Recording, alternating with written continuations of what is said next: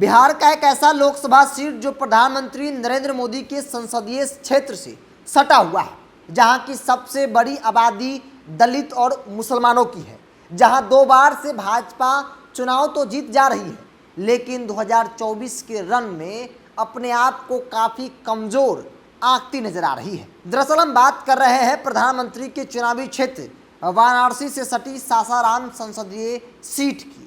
इस बार की सियासी रन काफ़ी रोचक होने वाला है, खास तौर पे सासाराम संसदीय क्षेत्र में।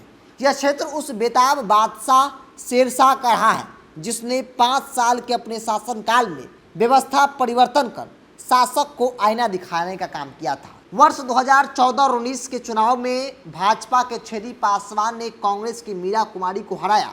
1952 से 1984 तक जगजीवन बाबू इस सीट पर काबिज रहे। 1952 से 1971 तक कांग्रेस की टिकट पर, वर्ष 1977 से 1980 में जनता पार्टी और 1984 में कांग्रेस के टिकट पर चुनाव जीते। यानी कि कुल मिलाकर यह सीट कांग्रेस का गढ़ माना जाता रहा, लेकिन बीते 2 चुनाव से भाजपा बाजी मार लेती है। सबसे पहले हम चुनावी जातीय समीकरण की बात तो करेंगे, लेकिन उससे पहले 2014 और 19 के परिणाम पर एक नजर डाल लेते हैं। दरअसल साल 2014 के लोकसभा चुनाव में भारतीय जनता पार्टी ने छेदी पासवान को अपना उम्मीदवार बनाया। छेदी पासवान को कुल 3,67,000 के आसपास वोट मिले थे।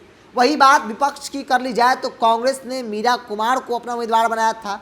3,04,000 के साथ मीरा कुमार जो है वो 63,000 कुछ वोटों से चुनाव हार गई थी।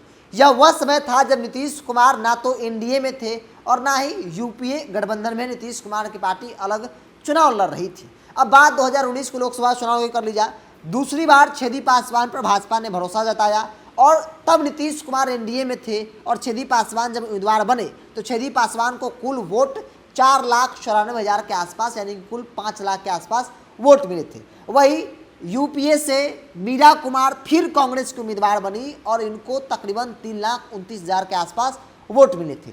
दोनों के बीच हार जीत का अंतर जो 1,65,000 के आसपास था, यानी कि जब एनडीए गठबंधन में नीतीश कुमार नहीं थे तब भारतीय जनता पार्टी तकरीबन 63,000 से चुनाव जीतती है, और जैसे ही एनडीए गठबंधन में नीतीश कुमार की एंट्री होती है भारतीय जनता पार्टी वही चुनाव 1.5 लाख से ज़्यादा वोटों से जीत जाती है, यानी कि 3 गुना ज़्यादा उछाल हो जाता है। अब बात कर लेते हैं वहाँ के जातीय समीकरण के बारे में।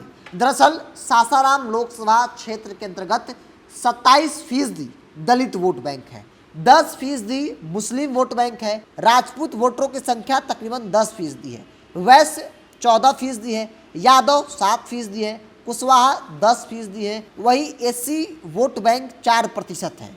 कुल मिलाकर यह सीट दलित बहुल है, लेकिन मुसलमानों की भूमिका बड़ी निर्णायक होती है। और इस बार नीतीश कुमार, लालू यादव और विपक्षी एकजुटता जो है वो भारतीय जनता पार्टी के लिए एक बड़ा सवाल ही नहीं बल्कि एक बड़ी मुसीबत बन गया है। क्योंकि मीरा कुमार वहाँ से चुनाव लड़ती रही है, सांसद भी रही है, उनके पिताजी वहाँ पे सांसद रहे हैं और एक रिकॉर्ड उन्होंने वहाँ से बनाया है।